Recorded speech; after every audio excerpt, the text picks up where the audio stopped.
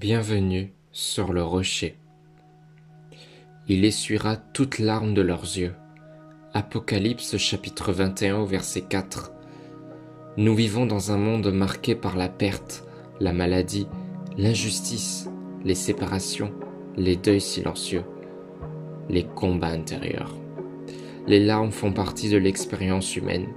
Certaines sont visibles, d'autres sont versées en silence, la nuit, sans témoin. Apocalypse chapitre 21 verset 4 nous transporte dans une réalité future radicalement différente. Un jour, Dieu lui-même essuiera chaque larme. Ce verset n'est pas une poésie symbolique, c'est une promesse eschatologique, une déclaration sur la fin définitive de la souffrance. Apocalypse chapitre 21 arrive après la victoire finale de Christ, le jugement du mal, la défaite définitive de Satan, la disparition de l'ancienne création. Jean voit un nouveau ciel et une nouvelle terre.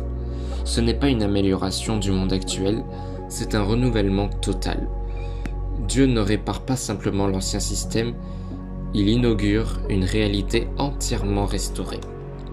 Ce verset parle donc d'un monde où le mal n'existe plus structurellement. Le texte ne dit pas « les larmes disparaîtront automatiquement », il dit « il essuiera ». C'est une image bouleversante.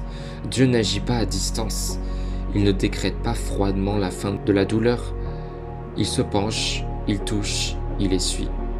Ce geste révèle de la proximité, de la tendresse, d'une attention individuelle et d'une restauration relationnelle. Le Dieu souverain est aussi le Dieu qui console. Le verset continue, « La mort ne sera plus, il n'y aura plus ni deuil, ni cri, ni douleur. » Cela signifie, la source des larmes disparaît.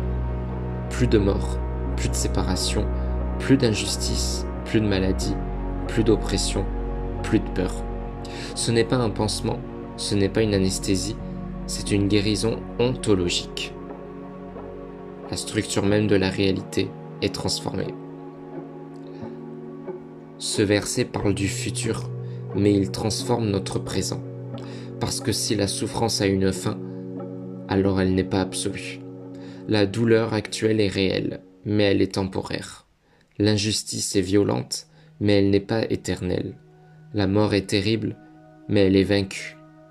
L'espérance chrétienne ne nie pas les larmes, elle affirme qu'elles ont une date d'expiration. Bien que l'accomplissement soit futur, Dieu voit chaque larme maintenant.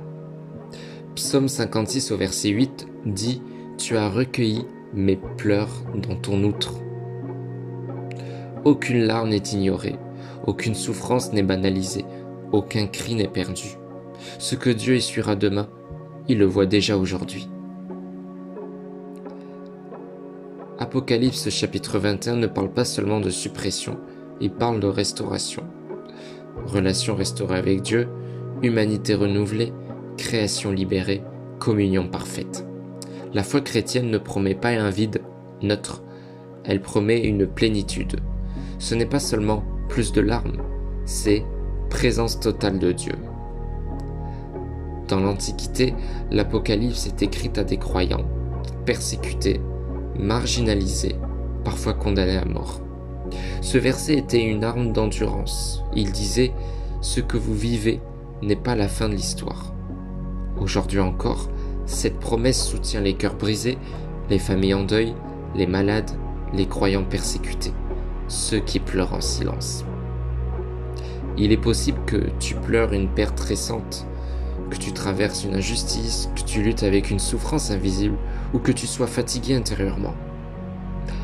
Apocalypse chapitre 21 au verset 4 te dit « Tes larmes ne définissent pas ton destin éternel. Elles sont une saison, pas une identité, pas une finalité. » Ce verset annonce quelque chose d'immense. Le mal n'aura pas le dernier mot, ni la mort, ni la souffrance, ni le chaos. Dieu aura le dernier geste. Et ce geste ne sera pas de jugement, mais de consolation pour son peuple. La foi chrétienne n'est pas une fuite, elle regarde la souffrance en face, mais elle affirme elle n'est pas finale. Un jour, Dieu essuiera chaque larme. Pas certaine, pas la majorité, toutes. Seigneur, tu vois mes larmes même quand personne ne les voit. Tu connais mes combats invisibles. Aide-moi à vivre avec l'espérance, que la douleur n'est pas éternelle. Quand je pleure, rappelle-moi que tu es proche.